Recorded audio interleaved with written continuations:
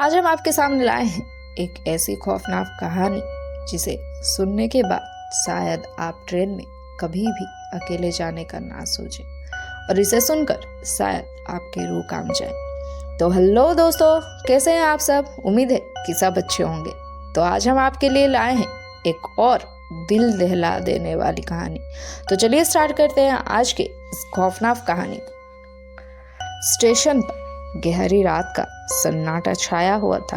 मनीष की आखिरी ट्रेन भी छूट चुकी थी और अगली ट्रेन आने में देर थी। उसने पास के बेंच पर बैठने का सोचा।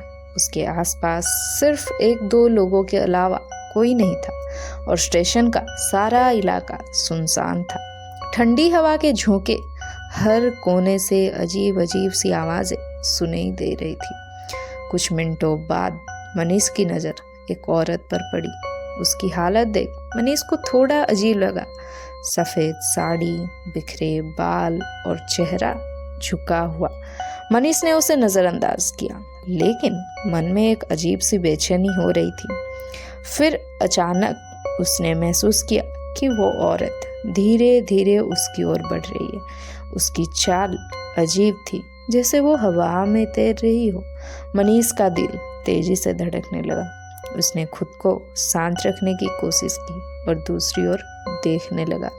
अचानक पास के लाइट के टिमटिमाने से उसकी नज़र दोबारा उस औरत पर गई। अब वो और भी करीब थी और उसकी आंखें खून से लाल थी। मनीष का चेहरा सफ़ेद पड़ गया। उसने डर के मारे अपनी आंखें बंद कर ली और बुदबुदाते हुए भगवान का नाम लेने लगा। जब उसने दोबारा आंखें खोली, वो औरत उसके ठीक सामने खड़ी थी। मनीष ने चाहकर भी चीख नहीं पाया। वो डर से थर थर कांपने लगा। अचानक औरत ने एक दर्दनाक चीख मारी और देखते ही देखते वो वहां से गायब हो गई। ट्रेन की आवाज़ सुनाई दी। मनीष ने पीछे मुड़कर देखा तो ट्रेन आ चुकी थी। वो दौड़ते हुए ट्रेन में चढ़ गया। जैसे ही ट्रेन चलने लगी, उसने बाहर देखा। वो औरत प्लेटफॉर्म पर खड़ी मुस्कुरा रही थी और उसकी आंखें अब भी मनीष को घूर रही थी। अगली बार सोचो, आखिरी ट्रेन के इंतज़ार में कौन तुम्हारे साथ हो सकता है।